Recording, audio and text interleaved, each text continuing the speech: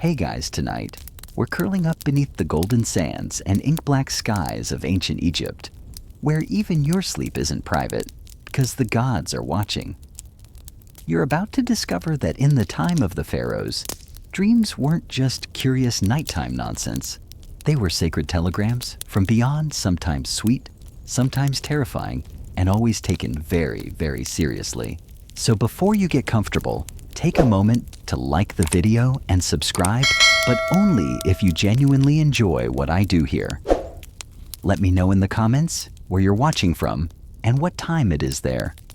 I love seeing how far these sleepy little history tales travel. Now dim the lights, maybe turn on a fan for that soft background hum, and let's ease into tonight's journey together. You begin beside the Nile, the air still warm from the day reeds, whispering in the breeze. Somewhere nearby, frogs croak, a donkey snorts, and the scent of date wine clings faintly to the evening. It's just you, a thin linen tunic, and a world where even your dreams have paperwork. The Egyptians were obsessed with order ma'at, the divine balance. Life had rules, death had rules, and yes, even sleep had rules. To dream was not merely to rest. It was to step across a threshold into a realm where gods spoke in symbols, ancestors whispered through shadows, and your fate might rise or fall on whether you dreamed of a snake eating a loaf of bread. Seriously. You lie down on a woven mat under an open-air canopy, stars glittering above like shards of turquoise and obsidian. You close your eyes, but your thoughts don't drift lazily. They leap like gazelles. Because you're not just hoping for a good dream. You're hoping for a sign. In the time of Ramses or Hatshepsut, dreams weren't private. They were consulted, decoded, analyzed like sacred puzzles. Dream interpretation was an actual job title, and yes, it came with a very judgmental expression. If you told someone your tooth fell out in a dream, they'd grab a scroll faster than you can say, incisor. Spoiler, bad omen.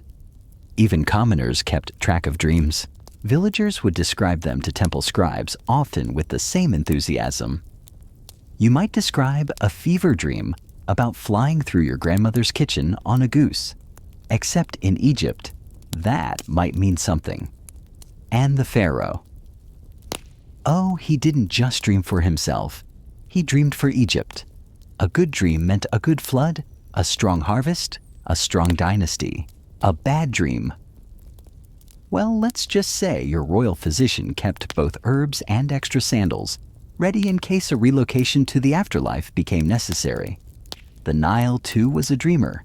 Its rise and fall was interpreted like a prophecy, its patterns memorized and mystified. Farmers would wait on dreams for planting times. Priests would wait for visions before holding rituals. And travelers, they'd rather delay a voyage than sail under a nightmare's shadow. One dream recorded on a 3,000-year-old papyrus tells of a man dreaming that his left eye turned into a star and flew away, which, depending on which scribe you asked, meant either great fame, imminent death, or that he should probably stop eating fermented figs before bed. Historians still argue whether most of these dreams were believed literally or used more as political tools. After all, claiming the gods gave you a nudge in your sleep was a pretty convenient way to justify building a new temple or exiling your cousin. But belief ran deep. The Book of Dreams. Sometimes attributed to the so-called House of Life, a kind of temple school was copied and recopied over centuries. These weren't bedtime stories. They were practical guides for navigating the subconscious. With a little flair, of course. So here you are, lying under the stars, heart steady, eyes closed. A breeze ripples the reeds, and your breath slows. You're no longer in just the land of Egypt. You've entered the land of dreams, where crocodiles talk in riddles.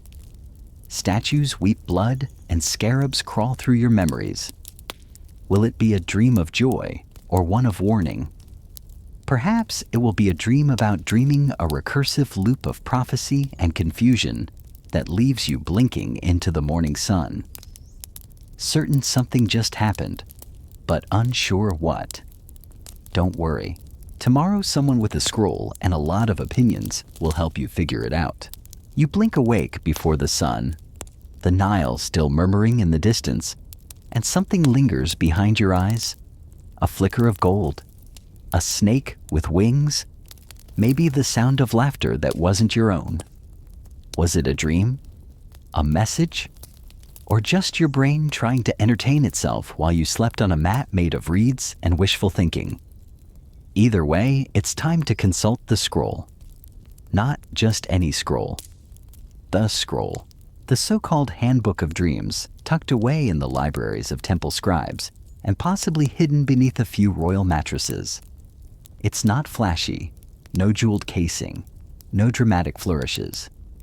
Just ink on papyrus, dark as midnight, and about twice as cryptic. You enter the pharaonic, the house of life where scribes breathe ink and spit interpretation. The walls are painted with hieroglyphs that seem to wink at you in the light. A cat watches from a high shelf. It judges you. All cats in Egypt judge you. A sleepy-looking priest ink-stained fingers, and all pulls down a fragile scroll. It crackles as it unfurls. This isn't the bedtime reading of farmers or gossip-prone villagers. This is Pharaoh-grade material, the real stuff. And it's strange. According to this dream handbook, if you dream of eating crocodile meat, it means you'll win a lawsuit. Dream of your own shadow. You'll be falsely accused of something. Dream of drinking warm beer. That's death, obviously. Each dream is listed in pairs, dream image interpretation, often blunt, sometimes terrifying, occasionally hilarious. If a man sees himself in a dream copulating with a pig, evil will befall him. Well, yes. Some historians believe this handbook originated around 1275 BCE, possibly under the Ramesside dynasty, and may have been compiled from even older oral traditions. It's written in hieratic script, which is like hieroglyphics, after they've had one too many glasses of date wine, squiggly hurried, but no less meaningful. And the best part, it's written in second person. Yes, just like this script, if you dream of, it says again and again, making it feel as though it's talking directly to you, which, let's be honest, is a little spooky, especially when the next entry says that if you dream of climbing a sycamore, joy will come to you. Nice. But then the one after that says, if you dream of breaking your own teeth, someone in your family is doomed. You win some, you lose some molars. The scribes who maintained this scroll weren't just passive note-takers. They were curators of Egypt's collective subconscious, keepers of an invisible lexicon shared between waking life and the dream world.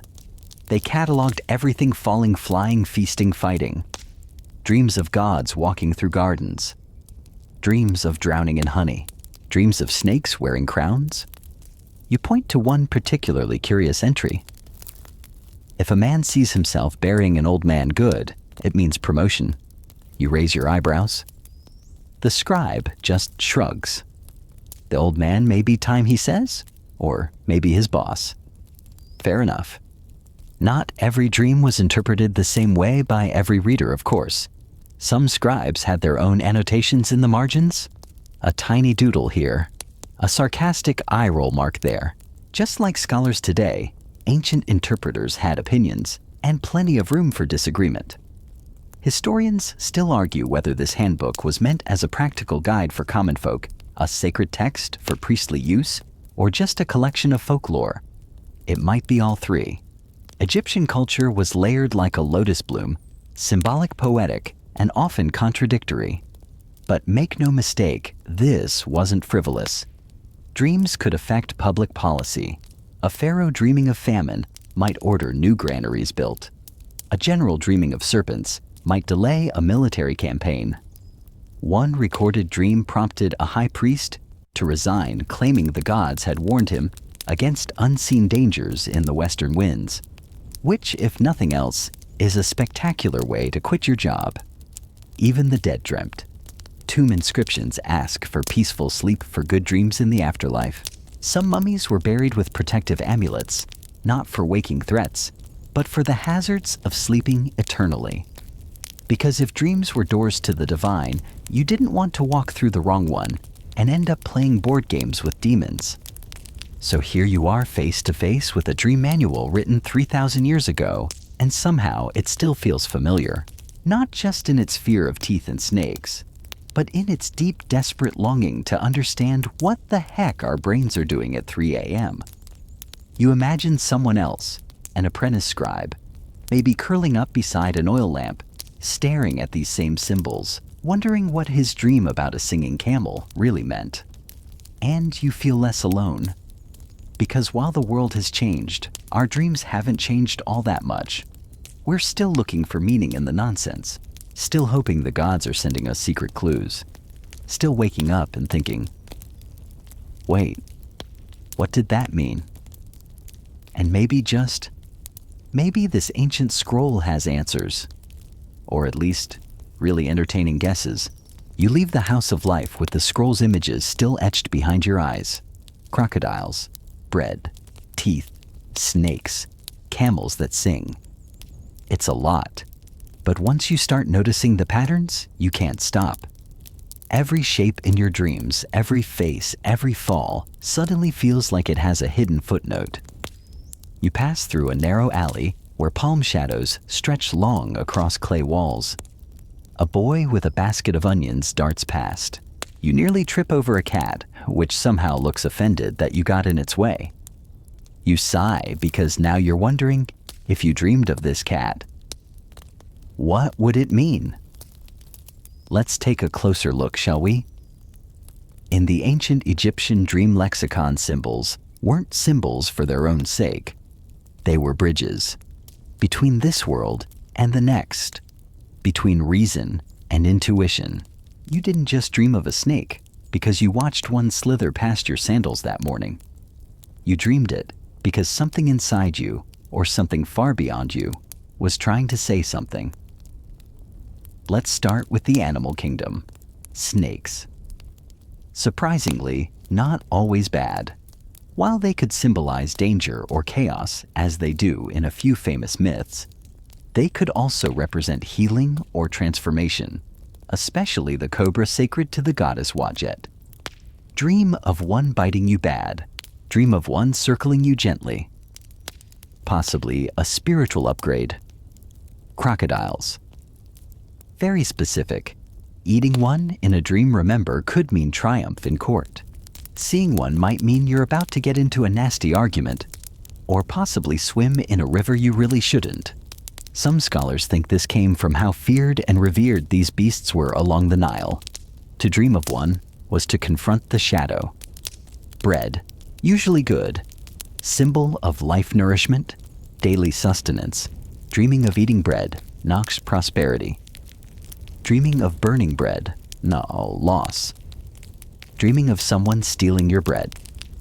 Someone's gunning for your job. Or your literal bread. Teeth, a recurring nightmare both then and now. Losing teeth was nearly always negative, often associated with illness, death, or betrayal. Some dream books got very specific. If a man sees all his teeth fall out, it means his family will perish. Brutal. Also possibly hyperbolic. Hopefully. You reach a small plaza where an elder is telling a story to a circle of children. You catch only the end, something about a dream of flying and becoming a falcon soaring over the pyramids. You pause. A falcon, that's Horus imagery, protection, vision, kingship. Now we're getting mythic. Egyptian dream symbolism borrowed heavily from religion and royal iconography. Flying, often divine. It meant a message or a calling. Falling, not so much. That meant failure, shame, or sometimes literal doom. Unless you landed on something soft, then maybe you'd just be publicly embarrassed and live to dream another day. Historians still argue whether these dream interpretations were universal or varied by class and location. One theory suggests that temple scribes had a more symbolic lens interpreting dreams through religious metaphors, while villagers leaned toward practical meanings. In other words, the priest saw your crocodile as a warning about chaos in your soul. The farmer saw it as a reminder to build a stronger goat pen. Dream symbols also changed depending on how they appeared. A dog chasing you. Trouble from a friend. A dog lying peacefully at your feet. Loyalty incoming. A staircase. A rise in status. A broken staircase. Loss of opportunity. A jar of honey that could go either way depending on whether the bees were involved. And then there were dreams that defied explanation. One particularly baffling entry in the dream scroll reads, "If a man sees himself as a piece of leather good, that's it. No further commentary." Good. Why durability, flexibility? Trendy in sandals. Your guess is as good as ours. Some of the entries were clearly reflections of everyday fears. Dreams of being naked in public. Yep, that's there. Shame, vulnerability, possibly bad weather. Dreams of floods, danger, and emotional turmoil. Also a likely ruined harvest. Dreams of hair catching fire. You might want to avoid cooking for a few days. Or possibly, you're about to become the subject of a very dramatic family argument. Of course, the meanings were flexible. The context mattered. The dreamer's status. The phase of the moon. What the scribe had for breakfast. Kidding. Mostly. But what's fascinating is how many of these symbols feel familiar to us now. Modern dream books. Yes, they still exist. Often repeat the same motifs. Flying equals freedom. Teeth falling out equals anxiety. Snakes equal danger or rebirth. Somehow across millennia, the brain still throws out the same surreal images, and we still reach for meaning. You think back to your own dreams. Have you seen a staircase? A lion? A crumbling house? You wonder what an ancient scribe would say about your dream of being late to school, but realizing the school is underwater and everyone's a goose. Probably something very profound. Or very alarming. The Dream Handbook never claimed to hold every answer, but it gave people a lens, a tool.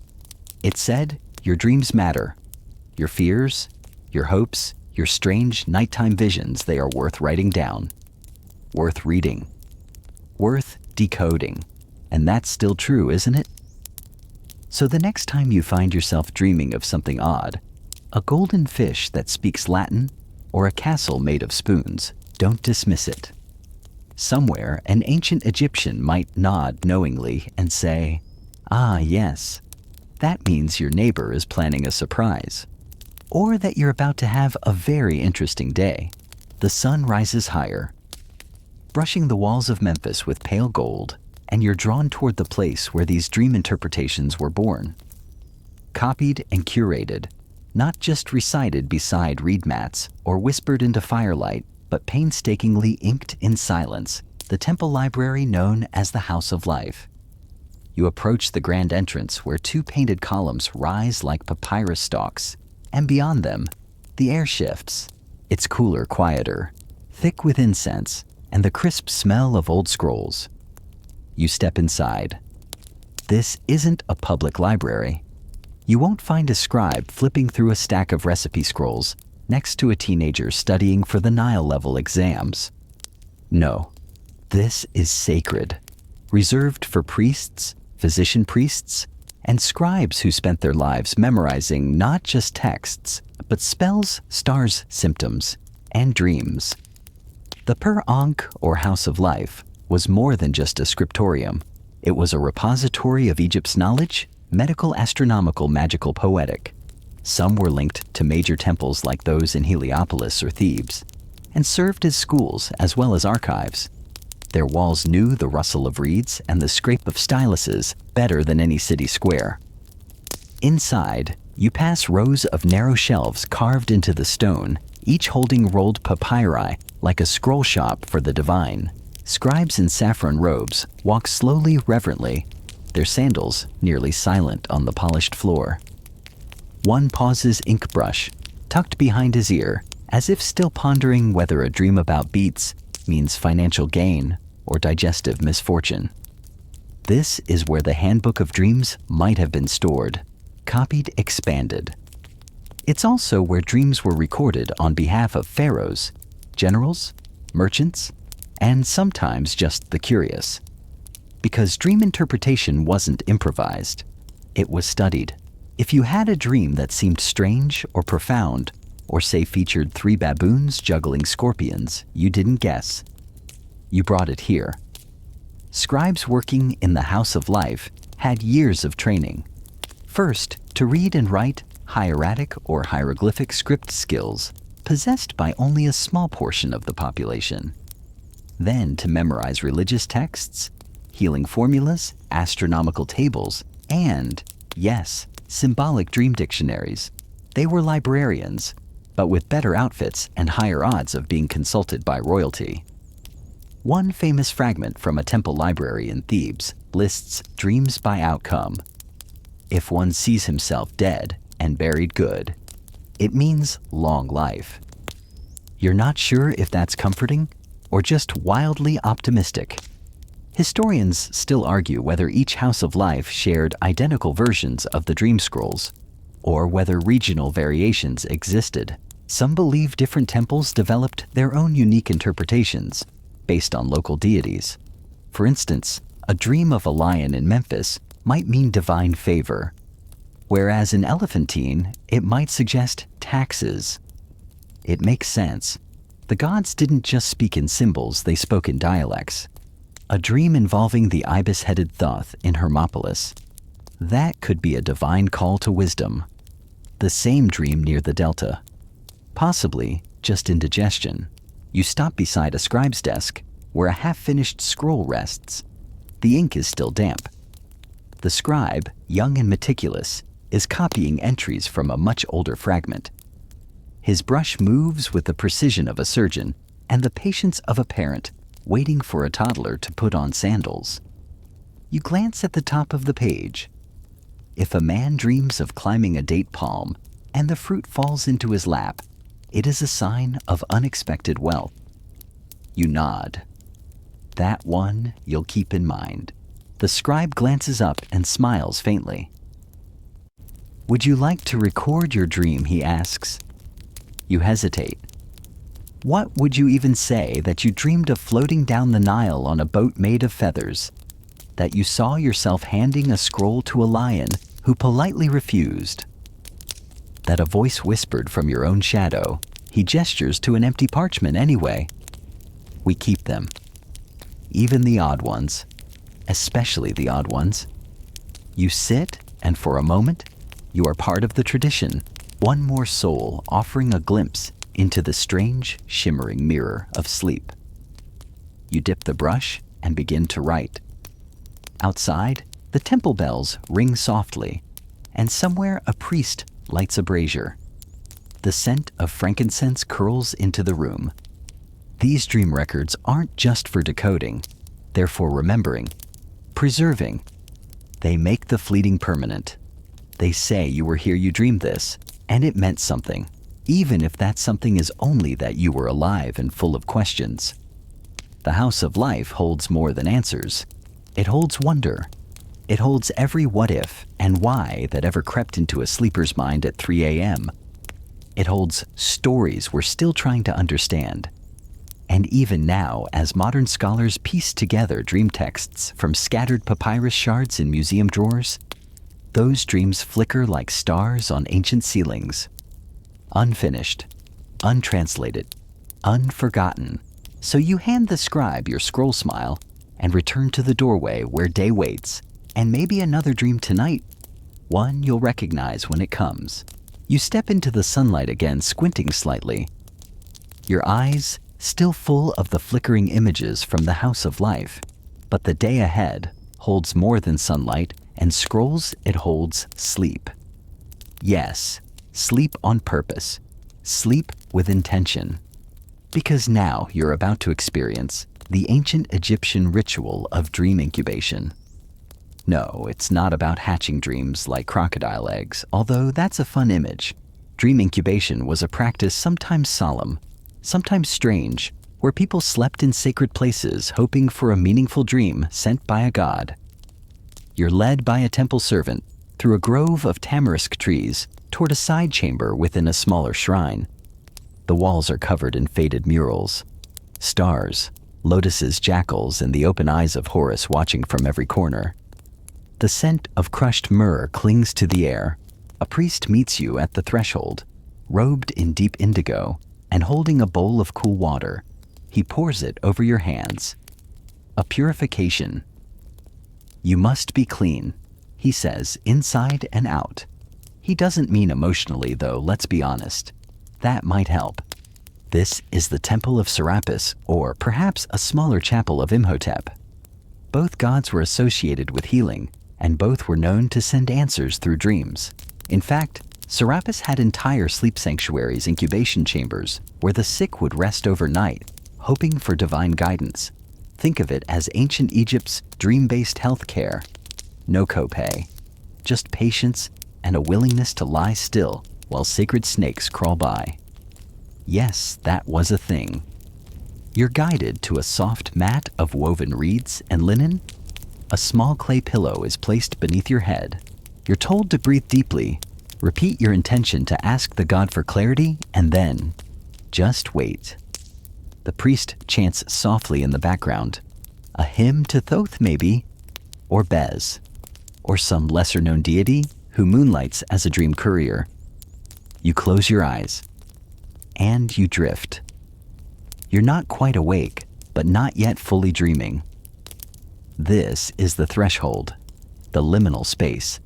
Egyptians believed this in-between realm was sacred. Here, the divine could whisper without needing translation. Maybe you feel a feather touch your cheek, or hear water gurgle somewhere beneath the stone floor. Maybe you dream of a falcon perched on a spiral staircase, or your grandmother offering you figs from a basket shaped like an ankh. Or maybe you dream of nothing. That happened too. Not every dream incubation produced a vivid revelation. Some were silence, blankness, a divine "not now." And that too was interpreted. A message through absence. Historians still argue whether these rituals were psychological, spiritual, or simply a really elaborate excuse for a nap. Some think the scented oils, chants, and fasting that often preceded them created a kind of trance. Others suggest the ritual itself was enough, making the dream feel meaningful simply because it was asked for. But for the ancient Egyptians, the ritual had power. It made sleep sacred. It made the sleeper brave. Because not all dreams were kind. Some dreamers awoke crying. Others laughed. A few were said to rise with golden eyes, as if they'd seen something too large to describe. You stir beneath your linen coverlet. In your half-sleep, you see a black jackal standing beside you. It places something on your chest, a scroll, sealed in wax. It vanishes. You wake. The priest is still chanting. The air is still warm. But you feel different. He leans close and says, "Did you see?" You nod slowly. "Yes, I think I saw." He doesn't ask what. The dream is yours to carry. Your scroll to interpret, or ignore, or hide. The priest only smiles and offers you a cup of barley tea. Out in the temple's courtyard, other dreamers rise from their beds. Some smile, some cry. One is still sleeping with a small scarab nestled in his palm like a gift. You pass a carved stone tablet etched with symbols, dreams of serpents, birds, jars, sandals. A record of those who came before you, those who slept and woke and wondered. And as you walk away, the scroll in your dream, still heavy in your thoughts, you realize something. In ancient Egypt, sleep wasn't escape. It was pilgrimage. It was communication. It was a sacred transaction between the mortal and the immortal. Signed, sealed, and sometimes whispered on the breath of dreams. And maybe, just maybe, you'll try it again tomorrow night. You leave the temple behind, the incense still clinging faintly to your linen robe, and your sandals tapping softly along the dusty stone path. The city hums around you. Markets calling oxen, grunting scribes arguing over the cost of papyrus. But in your mind, you're elsewhere, still lingering inside that dream, because now as you walk, you begin to wonder, what if dreams weren't just personal? What if they shaped empires? Welcome to the strange world of Pharaoh. Dreams, visions that didn't just inspire breakfast conversations, but restructured royal policy, ignited temple construction, and occasionally rewrote dynastic history. You pass a statue of Thutmose IV, the sun glinting off his stone brow, and you remember his dream, the one that changed everything. According to legend, when Thutmose was still a prince, not yet heir to the throne, he fell asleep in the shadow of the Great Sphinx. The desert was quiet, and the sand drifted around the paws of the ancient lion-bodied guardian like golden fog. And there, under the stone gaze of eternity, Thutmose dreamed that the Sphinx spoke to him. Not whispered, spoke. It said, "Remove the sand that covers me, and I will make you king." Now, whether or not a giant limestone cat statue actually cut a deal with a sleepy teenager is up for debate. Historians still argue whether this was a genuine dream or a clever piece of royal propaganda. After all, there were probably a few other brothers in the line of succession who didn't dream quite as effectively. But Thutmose took the message seriously. He cleared the sand, restored the monument, and sure enough, ascended the throne. He later had the dream stele carved between the Sphinx's paws, immortalizing the vision. Message received, kingdom secured. And he wasn't the only one. Pharaohs dreamed often and loudly. A dream could justify divine favor. It could excuse military campaigns. It could even act as an after-the-fact explanation for something nobody wanted to take credit for, like a drought, or a marriage, or a weirdly expensive obelisk that no one asked for. One tale, fragmentary but powerful, describes Amenhotep III dreaming of a glowing woman who handed him a lotus flower. The next morning, he launched a lavish building spree dedicated to the goddess Hathor. Coincidence, maybe. But when you're ruling a country and the gods are slipping into your REM cycle, you listen. You pass through a shaded courtyard where a group of young scribes is reading aloud from a scroll about Seti Yaz. It tells of a night filled with stars that rearranged themselves into a hieroglyph. Seti awoke, called his astronomers, and interpreted the message as a divine command to restore a crumbling temple in Abydos. He did. The stars didn't comment further. But the trend is clear.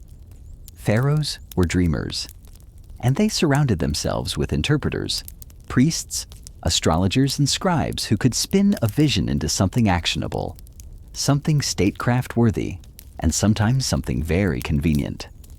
Imagine this. You're a pharaoh with a difficult decision?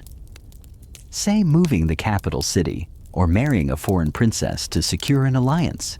You don't want to seem impulsive. So what do? You wait for a dream. Or you say you had one? The gods told you.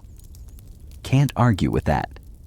Well, you could, but it wouldn't end well for you. Dreams became political tools wrapped in sacred legitimacy. But there's also something deeply human in it, because behind all the gold and granite and divine titles, you still had people, rulers who lay awake at night, wondering what the future held, who longed for guidance, who were afraid.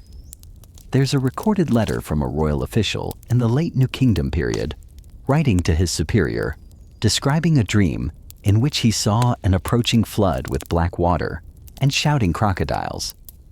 He interpreted it as a warning of rebellion. He requested reinforcements, just in case. The letter ends with, "I fear the dream more than the facts." And honestly, same. Even Cleopatra, hundreds of years later, may have leaned on dream symbolism. Some Roman writers claimed she consulted dream interpreters regularly. especially in her final days. Of course, those same Roman writers also claimed she kept a poisonous hairpin, so grain of salt. Still, dreams persisted. They weren't just bedtime stories. They were blueprints, threats, prophecies, excuses. They offered pharaohs a way to frame the unknowable, and they offered everyone else a glimpse at what kept their rulers awake at night. You pause beside a vendor selling figs and honey bread. A small amulet dangles from his cart, a golden eye of Horus, carved with minute symbols. You ask him what it's for. Protection, he says, for the body, but also for dreams. And just like that, it clicks. Pharaohs weren't dreaming alone. The people dreamed too. The farmers, the scribes, the midwives. They dreamed of their rulers, of floods and futures, of gods with lion faces and birds with crowns. And sometimes their dreams did ripple outward. One peasant dream might never reach the palace gates, but a pharaoh's dream that might just shape the course of a kingdom. The afternoon sun stretches long across the sandstone streets, and you wander slowly still, mulling over royal dreams and divine whispers. But as your feet find shade beneath the colonnades of a quiet shrine, your mind turns toward the ones who send those dreams. Not just scribes who read them, not just pharaohs who dream them, but the gods who weave them. In ancient Egypt, dreams were not seen as accidents of the mind. They were dispatches from the divine, sometimes subtle, sometimes outrageous, but always intentional. And behind those dispatches, a curious pantheon of night shift deities, each with their own style of messaging. Take Bes, for example. You round a corner and find yourself face to face with a squat, wide-eyed statue with a lion's mane, a dancer's pose, and a tongue sticking out like a naughty child. That's Bes, protector of households, childbirth, and sleep. A god who didn't do grandeur, he did presence. You'd find Bes painted on headboards, carved into amulets etched above bedroom doorways.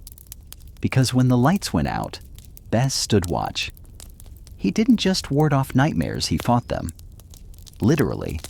In dream depictions, he chases off snakes, scorpions, and shadowy spirits with knives, music, or rude gestures. Imagine a divine goblin with jazz hands, and you're not far off. Parents often prayed to him at bedtime. Keep my child's sleep sweet. Think of him as the Egyptian version of a dream bouncer. Then there's Thoth, scribe of the gods, the ibis-headed master of wisdom writing and divine communication. If Bes was the muscle, Thoth was the pen. He recorded not only dreams, but cosmic truths. Many believed it was Thoth who crafted the messages within dreams, encoding divine logic into strange symbols and surreal plots. He didn't interrupt your dreams. He wrote them. One ancient tale tells of a priest who slept within Thoth's temple after weeks of fasting and dreamed of a golden ibis writing on the stars. When he awoke, he claimed to have invented a new kind of calendar. Was it divine inspiration or dehydration? Historians still argue. Probably both. You pass a wall mural showing Thoth weighing a scroll against a feather.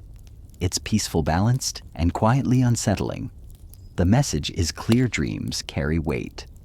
Words matter, especially the ones whispered while you sleep. And then there's Serapis, a later addition to the Egyptian pantheon. Serapis was a Greco-Egyptian hybrid introduced during the Ptolemaic period. Tall, regal bearded, which made him rare in Egyptian art, he represented healing, prophecy, and mystery. His temples featured incubation chambers, places where dream seekers would sleep in hopes of a divine vision. Worshippers believed that Serapis could enter dreams directly, offering cures, answers, even previews of one's death, but always wrapped in symbolic riddle. Think a chariot pulled by frogs or a candle that refuses to stay lit. Standard dream stuff. Interpret at your own risk. In a surviving inscription, one woman recounts her dream of Serapis appearing beside her bed, holding a coiled rope and a blossoming pomegranate. She was healed the next day. What did it mean? No one knows. But the pomegranate definitely felt important. You sit beside a sun-warmed pillar, watching a pair of doves flutter in the dust, and wonder how many gods might be sending dreams right now. And what's their method? Random lottery, personalized subscriptions, divine mood swings. Of course, not every dream came from a god. Some were believed to come from spirits of the dead, whispering through the veil. Ancestors might offer advice, warnings, or commentary. Please clean my tomb, they might say. Also, stop arguing with your sister. But when it came to divine dreaming, some gods were better known for it than others. Ra, the sun god, sometimes appeared in dreams, riding his solar boat through the sky. A good omen, unless he was sailing away from you. Hathor, goddess of music and joy, might appear surrounded by dancers, and wine her presence a sign of upcoming happiness or an epic hangover. And then there was Sekhmet, the lioness goddess of wrath and healing. If she showed up, you'd likely been ignoring something important, or someone. Or maybe you forgot to wash your hands before temple. Dreams were rarely casual.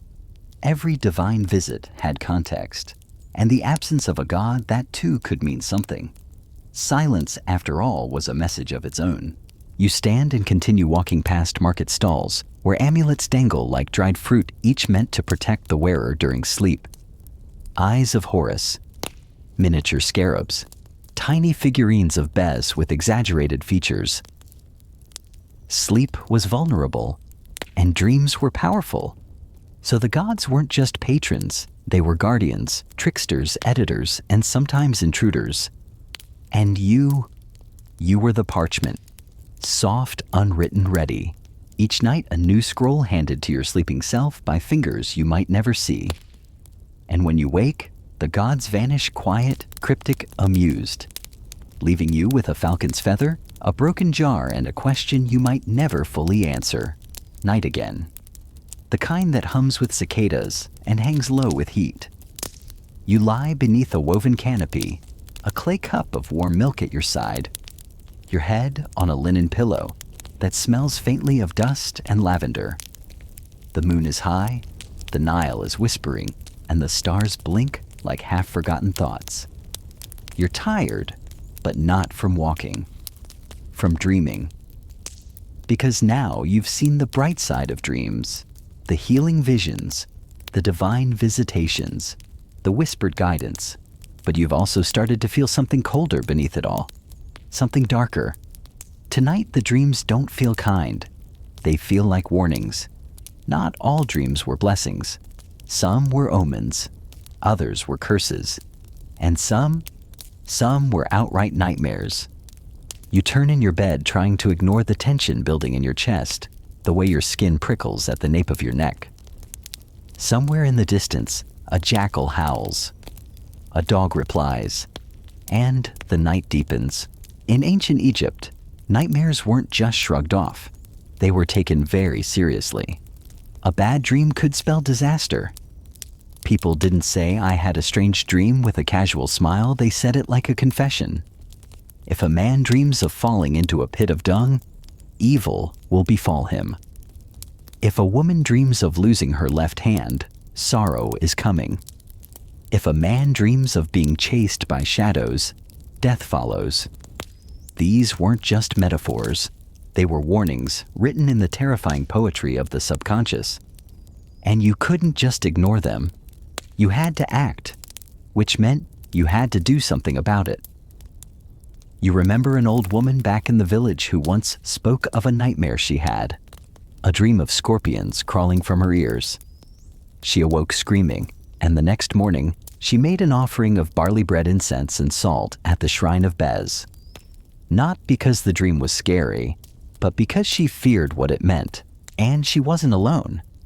The ancient Egyptians developed a whole toolbox for dealing with bad dreams. Amulets to wear at night, spells to recite before bed, protective charms etched into the walls beside sleeping chambers. Even certain colors were believed to ward off nightmares, like blue associated with protection, or gold which carried solar blessings. Some people hired dream interpreters to explain the message. Others hired magicians to silence it, because sometimes a nightmare was just a bad fig at dinner.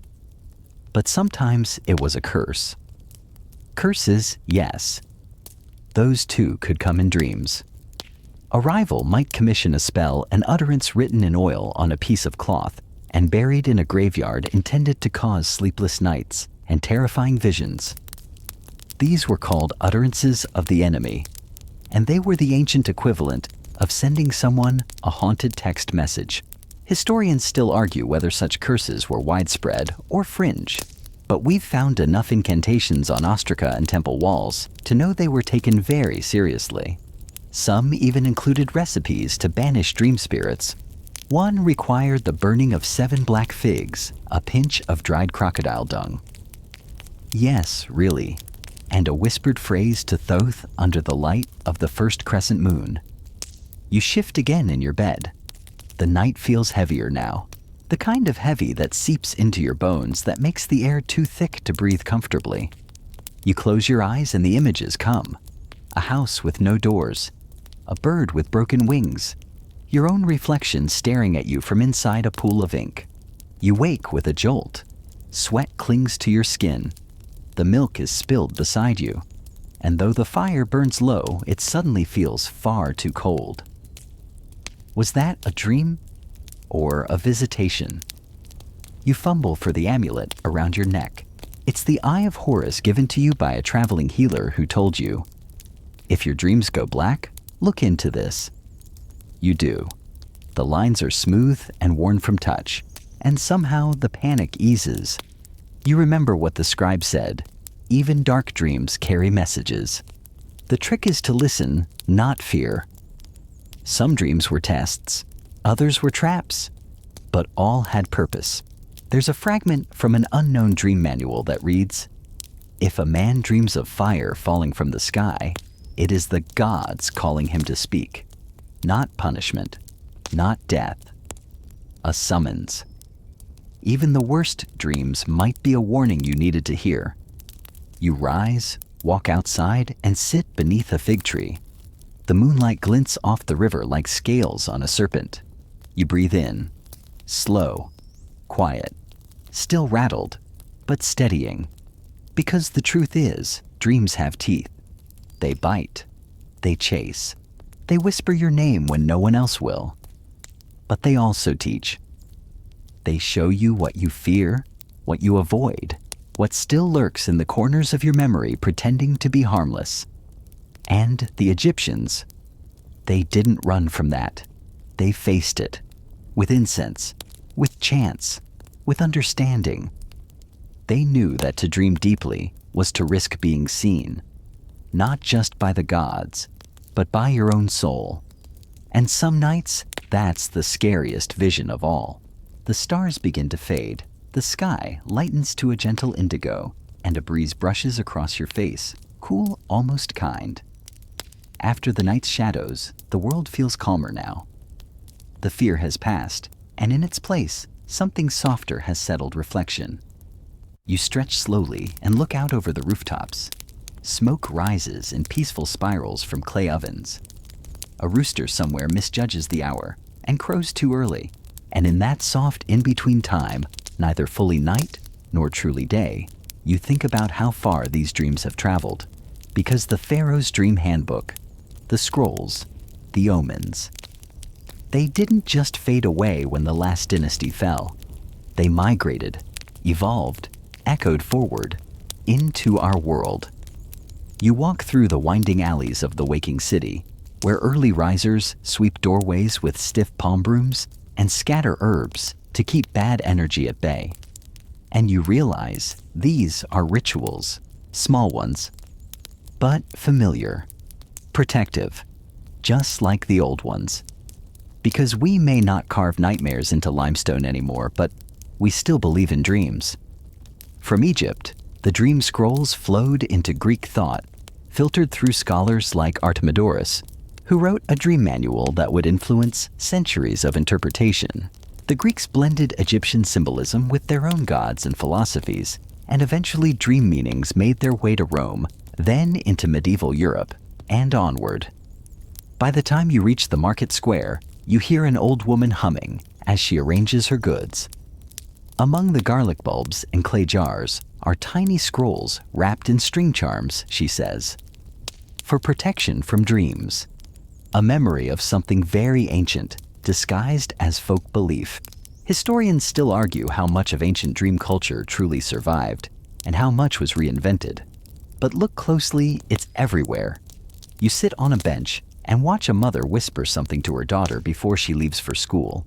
A kiss on the forehead. A warning not to think too much about that bad dream.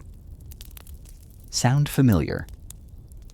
In some rural towns in Egypt, even today, parents still consult traditional dream interpreters. They'll describe the images, snakes, rivers, falling stars, and receive advice. Should they travel? Should they wait? Should they light a candle and place it in a bowl of milk? Some still hang blue glass eyes above baby cribs. Others paint small symbols on doorframes. All of it echoes. The dream book has changed form, but not meaning. Even in places far from the Nile, the ideas live on. Dream catchers woven by indigenous peoples. Evil eye charms in Greece and Turkey.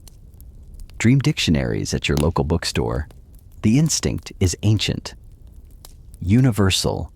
To seek meaning in the strange flickers of the night. To tame the subconscious.